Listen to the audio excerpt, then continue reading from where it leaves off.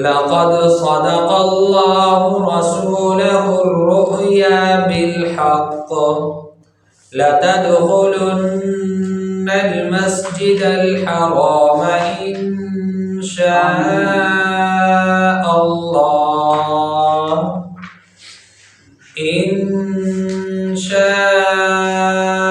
الله آمنين محلقين رؤوسكم ومقصرين لا تخافون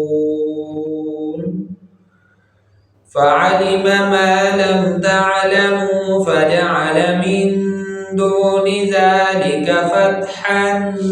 قريبا هو الذي أرسل رسوله بالهدى ودين الحق ليظهره على الدين كله وكفى بالله شهيدا محمد رسول الله والذين معه أشداء على الكفار رحماء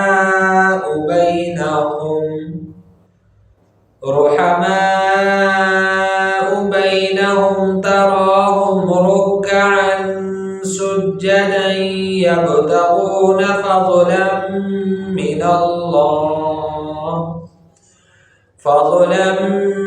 من الله ورضوانا سيماهم في وجوههم من أثر السجود ذلك مثلهم في التوراة ومثلهم في الإنجيل كزرع أخرج شطأه فآزره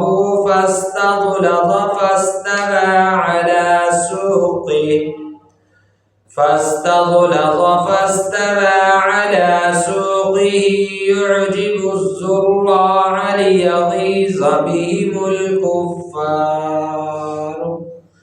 وعد الله الذين آمنوا